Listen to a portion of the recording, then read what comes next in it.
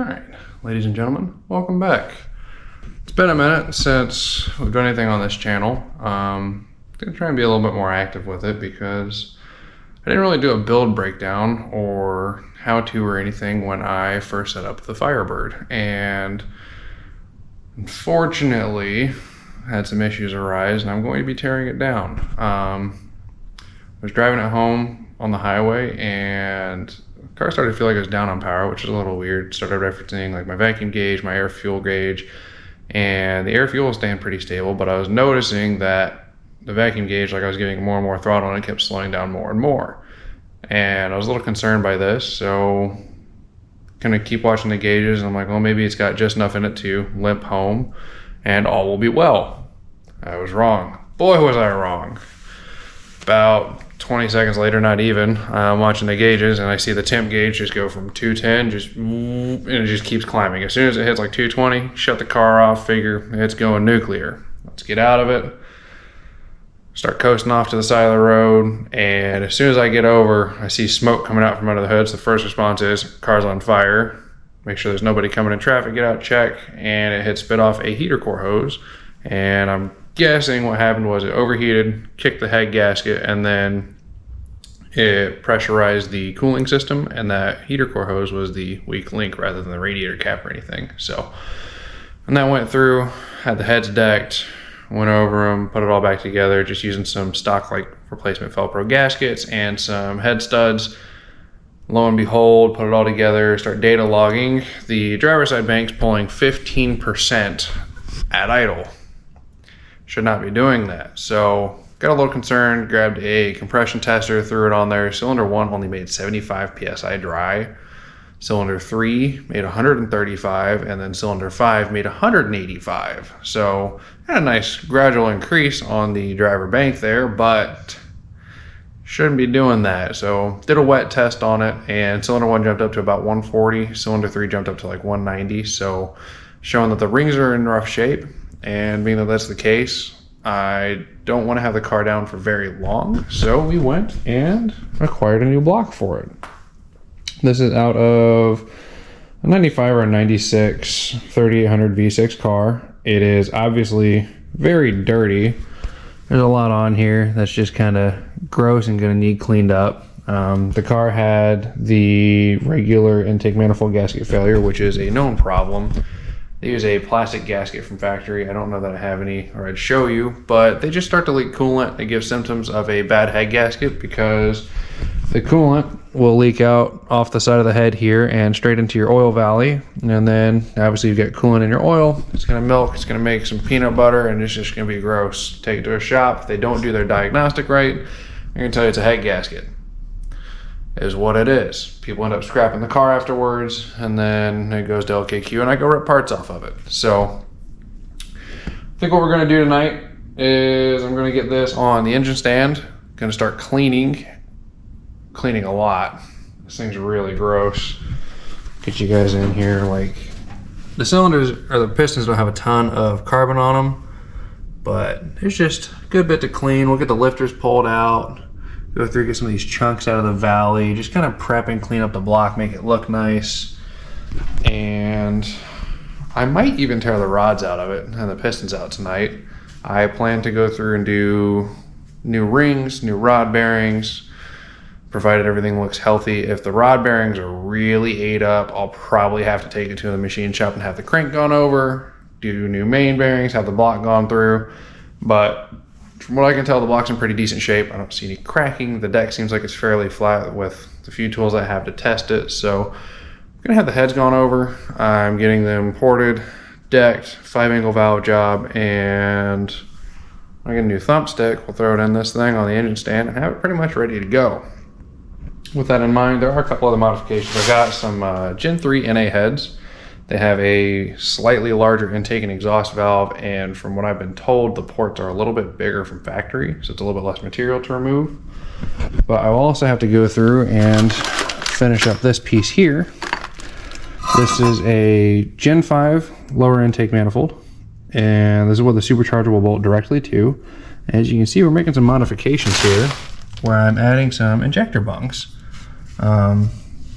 if you know anything, I started running out of welding gas. That's why I had to quit working on this, and I just haven't had the chance to refill it yet. But I'm going to add these in here so that I can move the injectors from the cylinder heads to this intake, run some NA heads because they're a little easier to get a hold of. They're less likely to have cracking in them when you get them. And it also gives me the option to add a short stack intercooler. That is on the build plans. And I mean, we're doing all this work, might as well try and go big. The goal for the car is going to be to try and crack 400 wheel or really close. Get an SD5 turbo cam. Yes, it's a turbo cam. It's not for a supercharger. Any cam's a boost cam. If you put just boost to it, it's going to do fine. So I've got an SD5 turbo cam I'm getting. I've got a double roll of timing, 160 pound valve springs. I'm going to get some comp OER lifters is the current plan. Going to do a little bit of talking around, see if there's a better option out there, if those are just kind of the general consensus as being good right now. And paint up the block, throw it in there. Might put up the supercharger a bit too. And one thing I'll have to work on, again, it's somewhere on my wonderful shelf of parts, but larger throttle body. These cars don't really have an option for one. If you have the 99 to 02 version, they have an electronic throttle body. It is a one-off style throttle body, unfortunately, so I can't bolt anything bigger to it. With the front wheel drive cars, they've got some little adapter harnesses and whatnot, so you can go to a bigger throttle body, but we're stuck, I think it's a 65 millimeter blade, and that's not gonna cut it. So I've got a new printer for the business, and one of the things I might prototype and do some testing with would be some adapter pieces to make a larger throttle body work, because we need that airflow. So gonna look at getting this up on the stand, getting it ready. Might look at maybe cleaning the valve covers. I'll probably just take those to the machine shop with the lower intake manifold to have them tanked and then cleaned.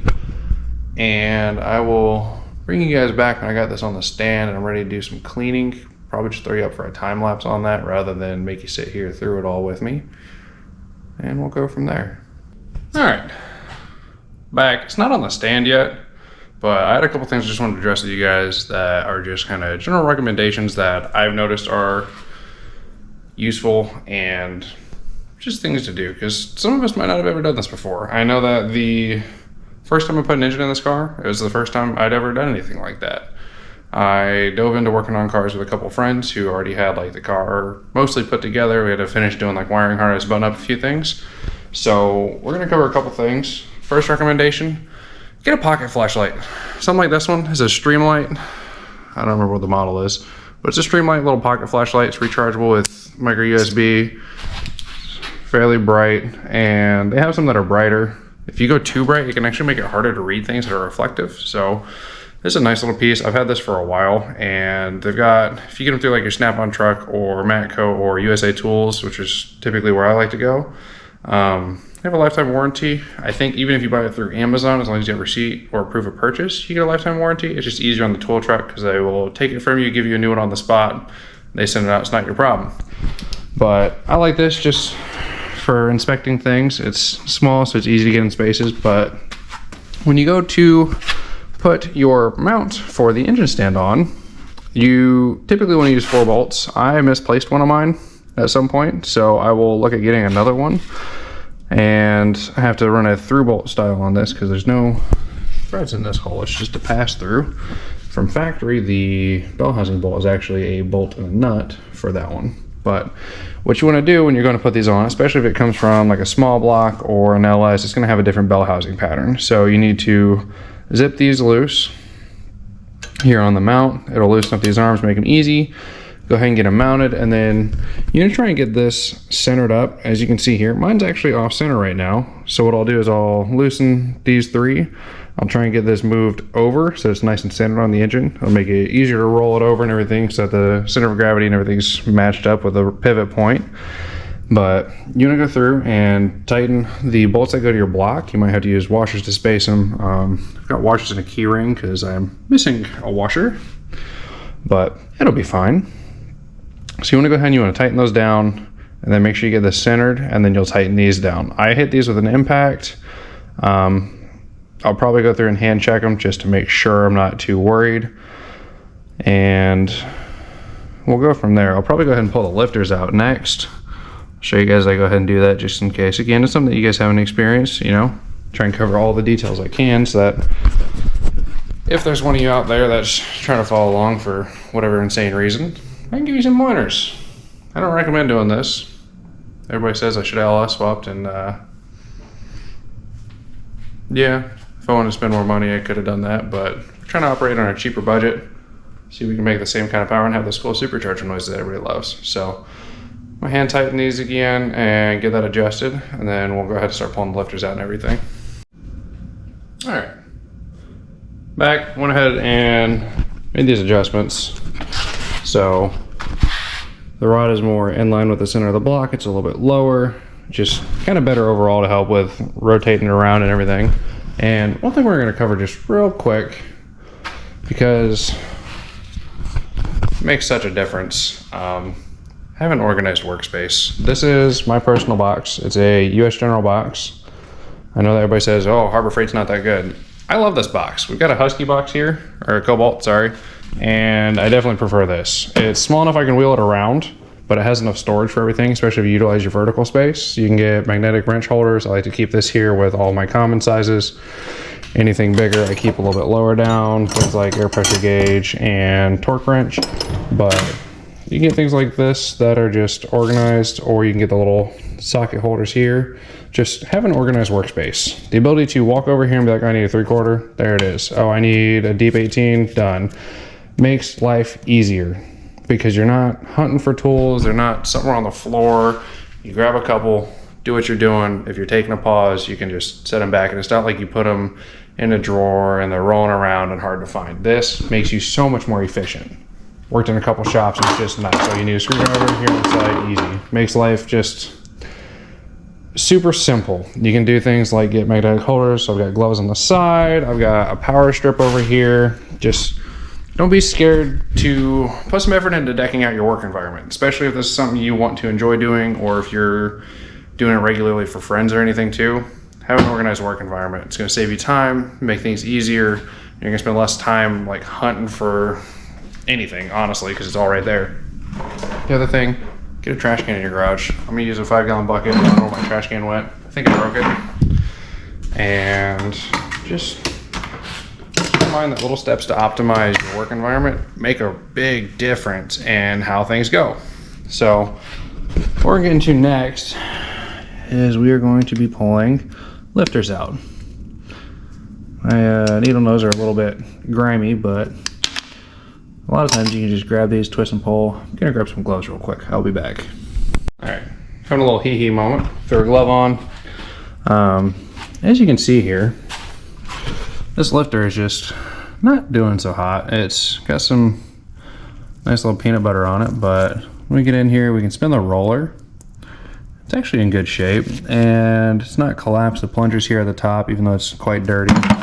And you're going through, some of these you can just grab and pull out. The needle nose make life a lot easier because you can get a good mechanical bite on there and just pull it on out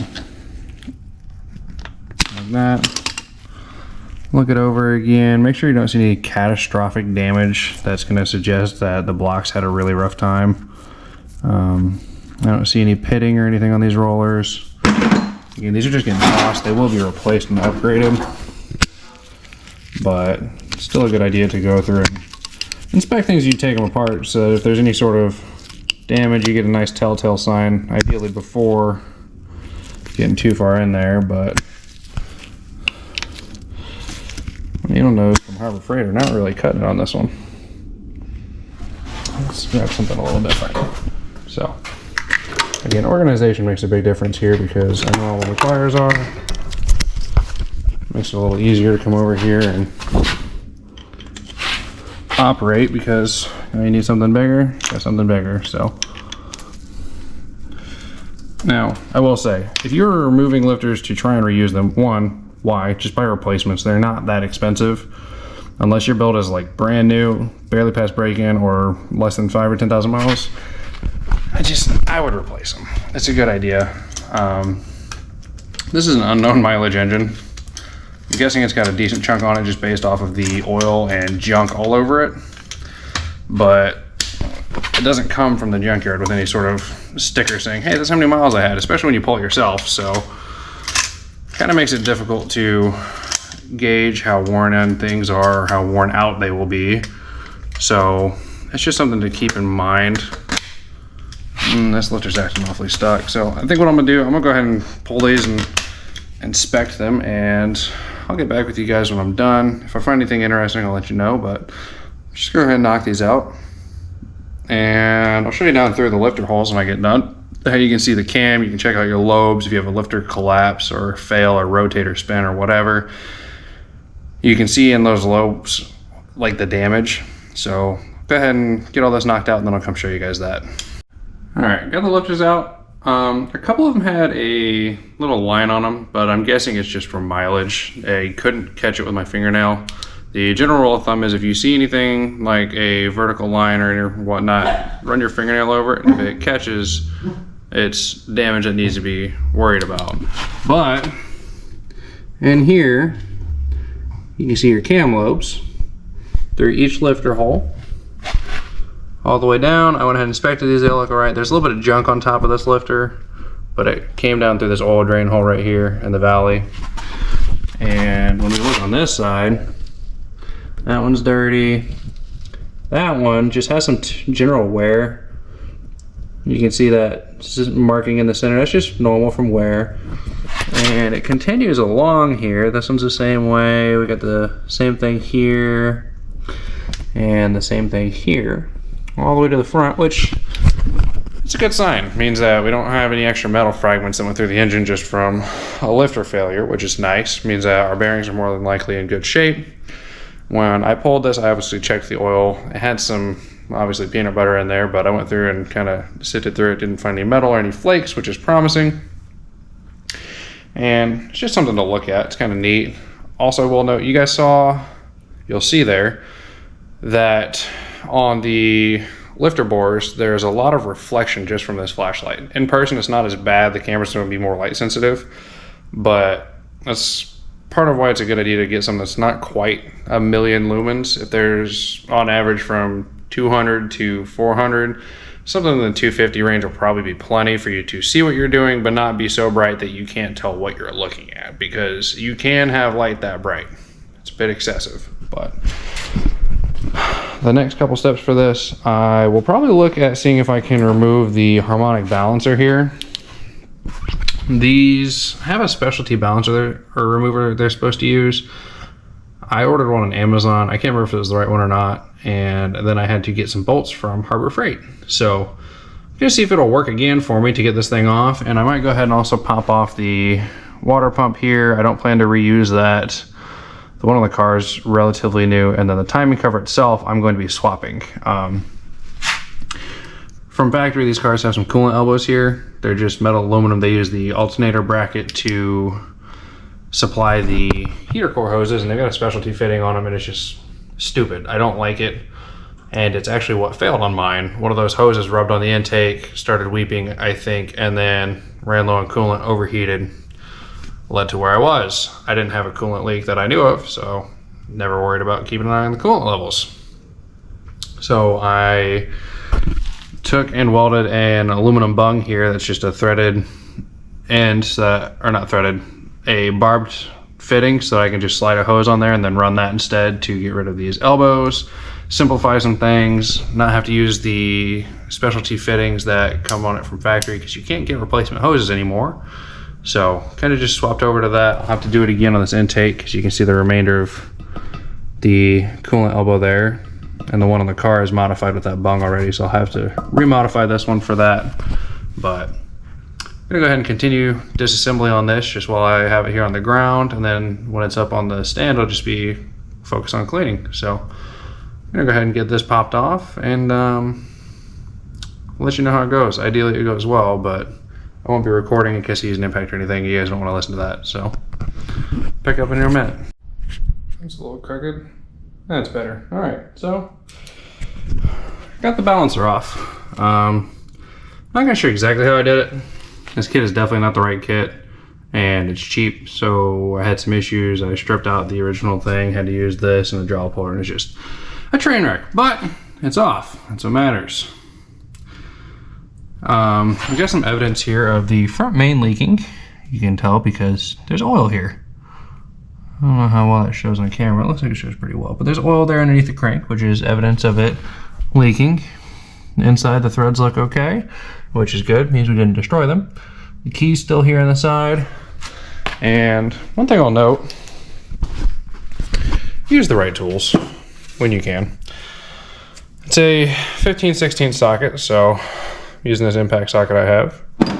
And I used, I don't know why, a 3/8 to 1/2 inch adapter. Emphasis on used. You can see that it's not doing so hot anymore. That is now junk. Because I took a long 3/8 bar to it rather than just grabbing a breaker bar. So use the right tools. If you have an impact, you can try using an impact. Sometimes it'll be too tight for that. And you'll have to find a way to hold everything still. These engines have a balance shaft, and again, this isn't the right way to do this, but this will be obsolete in mine, so if it's a little damaged, it doesn't matter. It just sits here and looks pretty. So I took one of my Pittsburgh 18mm wrenches, and I just stuck it in here, and when I turned the engine over, it wedged in there, and it wouldn't let the engine spin anymore. Not the right way to do things, but it works. Again, do as I say, not as I do. So we went ahead and got that apart. Balancer's off. That's going to get tossed. We're getting a nice balancer so we can turn some RPM out of this thing. I don't know what else there is to talk about other than crank bolts are typically torque to yield. So it's recommended to replace this. I reused mine. Probably shouldn't have. Gonna hold on to this one. I'm probably gonna reuse it too. It'll be fine, or it won't. We'll find out. If it's not fine, well, I'll learn my lesson. If it is fine, great, I'll save some money. So if that's your mentality too, you can try some of these things. Don't recommend it, but that's how we're gonna handle it so far. As you can tell though, there's just like, I'm gonna stick my finger in this, but there's just so much delicious oil buildup everywhere on this thing. And thankfully, I don't really have to clean this timing cover because I'm not going to use it. So that's gonna go. I don't think it's gonna go before I put on the engine stand because we get this convenient little handle here to grab things with, as well as the oil filter housing here. So we get that, and then we can grab at the back of the block to pick it up. Makes it easy and convenient. So I'm gonna go ahead and we'll zip the water pump off here in a minute and go from there. All right, got you back one last time for tonight. I'm probably gonna call it here after this. Oil pan, timing cover are off. Water pump's off. The inside of the water pump is rusted, so I'm not gonna actually hold on to it, just gonna toss it. Timing cover I'll hold on to because you never know if you might need a spare, so it's nice to have that. The oil, as you can see here, it's the current status of it. It's not great, but it's not awful. You get in here and you do things like move this. There's very little play to that, which is good. Tensioner still works. There's just some sludge built up, so just need some good cleaning work, which shouldn't be too bad. Welcome back. It's a different day. The following day, I went through and I just started to clean the bag or the trash can, put a bag underneath of it. I'm calling this a trash can. Wait, I'm gonna have to bleep that. Not allowed to say bad words on YouTube. So I was spinning it over. I was looking a little bit more carefully at things, and if you come over here, I've got the oil pan off, and if we take a look in here at rod number 4, let's see how well we can get you guys to see this. It's bent, and not just a little bit. It's coming up about 1/8 of an inch shy. They should come just a little proud of the deck here, and it's about 1/8 of an inch shy. And the other thing, is this still spinning? I locked it down. And cylinder 1, well, cylinder 4, you can see there's some damage in there, but if you look here, there's some scratches, vertical scratches on the cylinder wall of number 6, and those catch your fingernail, and not just a little bit, they catch pretty well. And there's worse ones up here in cylinder 2. So as of right now, it's gonna do it for, I'm guessing episode 1, maybe 2. Don't know how I'm gonna break this down yet, but it's gonna have to do it for about now. And if I get an update for you guys, I'll bring you along for it. And it might just be update is there's a new engine sitting here on the stand. I don't know yet. I'll let you guys know. Till then, stay safe, do something different. So the whole point of building a car like this is to just do something a little bit different than everybody else. So get out there and do it yourself.